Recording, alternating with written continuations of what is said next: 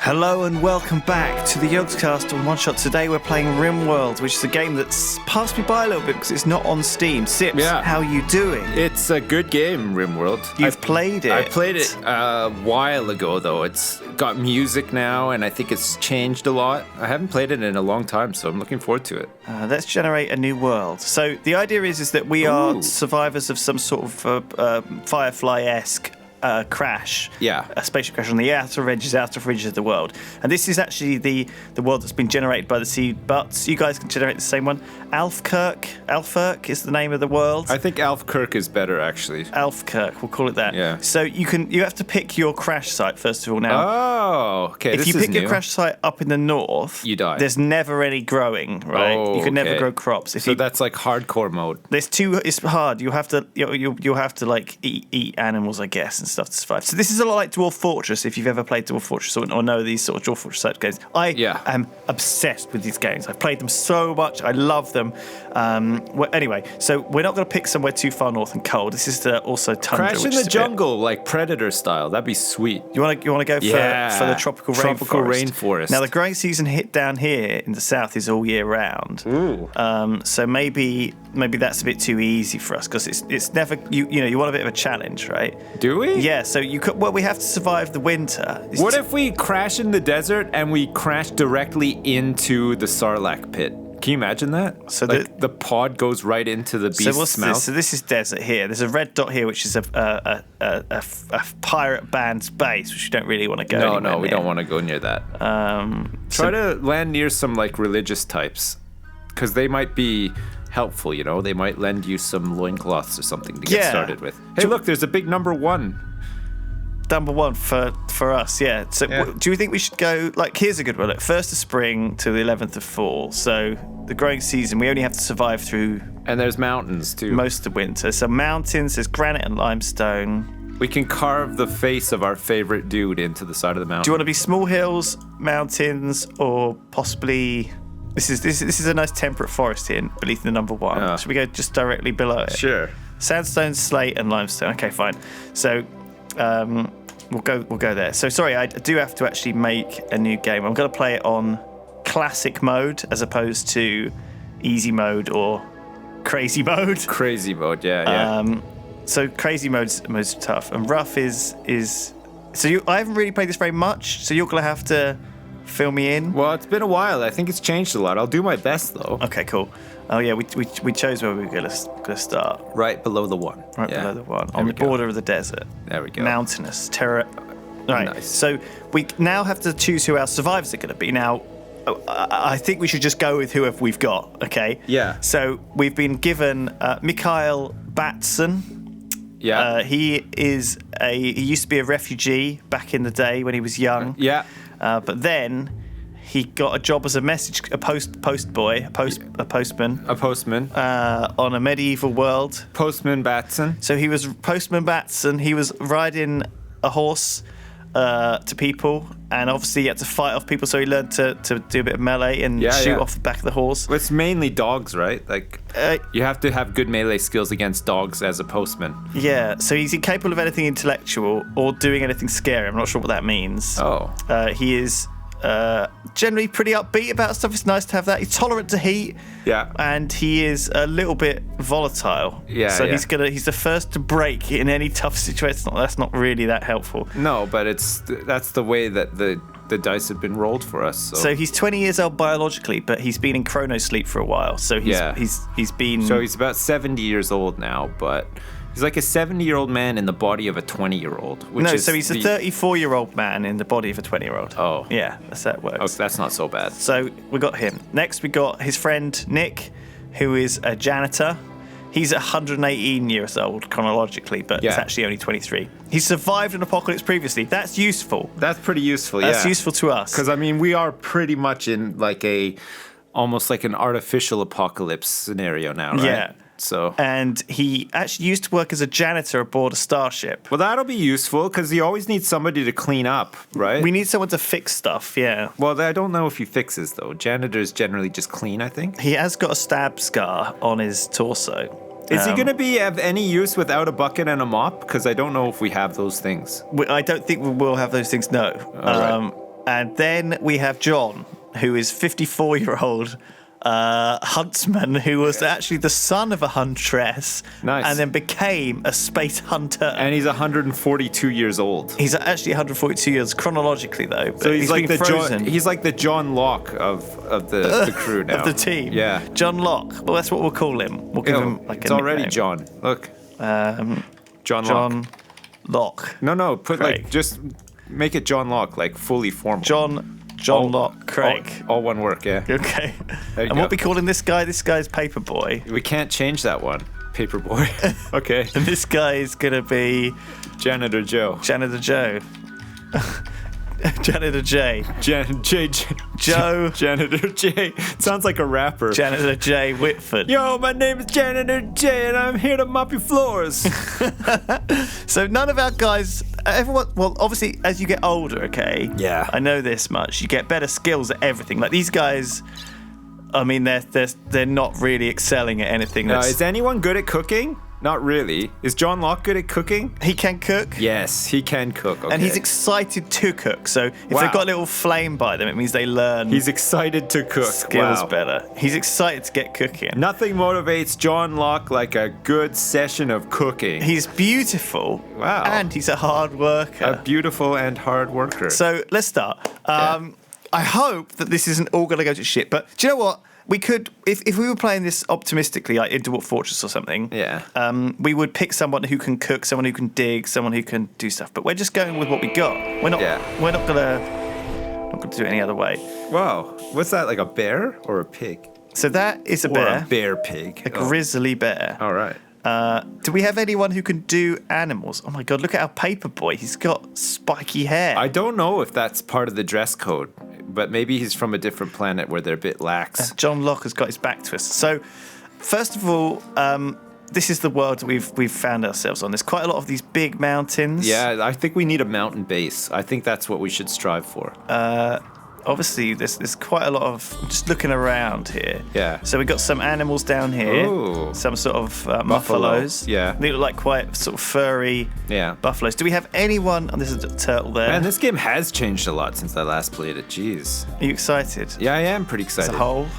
Yeah, that's what it's for your Steam power. Steam geyser. Have you ever done that? No. It's pretty useful. Oh, look, there's already like kind of a little shack. Oh, sweet. Right we could just use that as our bedroom. Yeah, but and then start digging into the mountains, like from escape here. from Alcatraz style. Yeah. Okay. So make like a series of tunnels, and then, it's be good against the raiders and stuff. In we go. So shall I actually wall up the this area? Yeah. And then we'll use it as our bedroom. Yeah. And then everybody can have a nice sheltered place to sleep. Okay. So let's put some beds in. Is there any difference between making the beds out of wood or any other material? I think you could just have sleeping spots for now. Like, you don't need to spend so many resources. Oh, sleeping spots. Yeah. Okay, I'll put a couple of sleeping spots in here in case we get some new people. But I don't know, I can make beds, right? We've got a little bit of wood to start with. Yeah, I think the sleeping spots are good because if they get too tired, they don't do anything. So you want to give them the chance to sleep while the beds are coming online, sort of thing. Okay. Yeah. I don't want them to do that. So we got given a bit of steel. Yeah. I'll let them have access to that. I've given them a bit of silver. I'll let them have access to that. Yeah. And then I'll let them have access to the little bits of food we got as well. And someone actually brought their cat. Oh, nice. Scoundrel, the healthy male cat of Colony Age 7. It's Janitor J. Whitford's cat. He's actually brought his cat. Scoundrel. It's like his sidekick. That sounds like a rapper name as well. Scoundrel and Janitor J. Yo, Janitor J featuring Scoundrel. Oh, yeah. So actually, let's pick up our weapons first of all as well. So we've got a hunting rifle, I think here, survival rifle, a pistol, and just in case this grizzly bear decides to attack us, we need to actually figure out what our characters are. So we've got decent shooting. Oh, they've all got decent shooting. All right, give them all a gun. A bit strange. I can't give them all a gun. I'm gonna have to give Paperboy a shank. Who's the cook? Because don't put the cook on gun duty. Get the cook inside and keep him safe and let him start doing like the domestic stuff. Okay. Right, well, I'll just let them go because I've told them a few things to do. Right. So the cook has immediately picked up the gun. Well, and is now heading into the house. All right, I'll drop the gun. Hang on, I'll drop the. Oh no, he's digging in the house. Oh my, yeah, just let him dig. It's fine. You don't want to take on that bear straight away anyway, right? No, Oh, look, he's barfing in the house now. Oh, God. I think that's because he's got cryptosleep sickness from coming down. And so our first barf of the day has been realized. So already he has barfed in our nice new bedroom. Oh, no, but look, Paperboy's cleaning it up. He's made eye contact with the barf, and he's cleaned it up, and now he harbors a grudge against John Locke. Paperboy slowly paces outside, thinking of ways to kill John Locke because he's making a big mess and he's barfed everywhere. So can Paperboy do anything? Probably not. Has he not got any skills? There's no papers to be delivered, so he's just going to barf himself. He's just cleaning up and barfing. He's just cleaned up a barf only to then turn around and barf himself. So this game, oh my God, it's nice. I'm already really excited for it looks a lot like Prison Architect. Our little team of survivors. It does feel a lot like Prison Architect because we've got such interesting characters. We've got Janitor J, who is I don't know what race he is. I guess it doesn't matter in prison. It's pretty racist. I mean, he clearly is Hispanic, yeah. So, I mean, I'm just going to put on some orders to tell people to do stuff. So we're going to cut down some of these plants because I'm gonna want to. Oh, do you know what? I'm not going to do that. I'm just going to put a farm here because then they'll clear it, won't they? Yeah. So what should I farm? Zone. What should my first? I think if I remember right, I think potatoes are like the easiest thing. Okay. To make at first, but I could be wrong. Yeah, potatoes. Okay. Potatoes. I could make strawberries. It is spring. Okay. Let's do strawberries. So we're gonna have a diet of 100% of strawberries. Yeah. And everybody is going to have diarrhea all the time as a result. For now. Items just outside will slowly deteriorate. If you want, I think that's a realistic expectation, though. I mean, if you ever find yourself in a situation where you've been in cryosleep and your spaceship has crashed on a new planet, I think pretty much at that point you have to come to grips with the fact that you are just going to have a bit of diarrhea for a while until things get online. Yeah. And I think that's okay. I'd be good with that, I think. That seems a reasonable assumption. Paperboy is sweeping the rocks. I guess he's just getting the dust off of them. Does he not? Do these guys... Hang on. So, okay. So let's put it on manual priority. So basically, this lets me see who does what. So John Locke, obviously, he's a bit of everything, right? Yeah. He does everything. But mainly we want him cooking, I guess. But you need to set up like a cooking apparatus for him, right? Okay. Janitor J, he's good at construction and crafting, which we don't really have anything to craft, I guess, yet. And Paperboy is not really much good at much. Oh man, you need some solar panels and some lights. Oh God, I do. Okay, all right, hang on, let's pause it. Okay, so you want me to build solar panels and lights? Yeah. All right, let's just assign work order. So let's put everyone on growing as a low priority, and they can help out. Otherwise, you know, we're never going to grow. You want some hydroponics for sure. Okay, we'll make sure John Luke is prioritized towards cooking when he can. Yeah.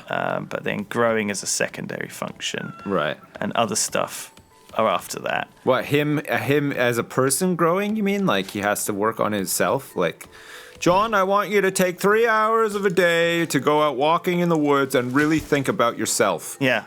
And the kind of things that you want to do and the kind of man you want to be, even though you're already 75 years old and it's impossible to teach an old dog new tricks. But still, John, we need you. We need you in tip-top shape. You need to learn, John. You need to learn. Put a solar panel down. This guy, Janitor J's already building it. Yeah, he's all over it. So he's our builder. So he's actually the only person who's assigned to build the thing. But we'll make it his priority too. Yeah.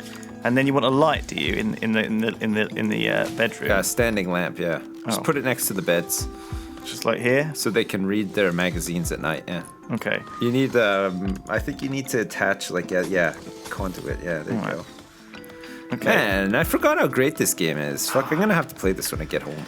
So these guys are cutting down these trees. Janitor J is using some steel to build the power conduits and solar panels. Yeah. And as soon as he's got some time, he's going to build the light. And then... Man, get some sandbags set up outside too, just in case. Oh, sandbags? Yeah, so like you can hide behind them for like when you want to attack the bear or if like some churchgoers come by.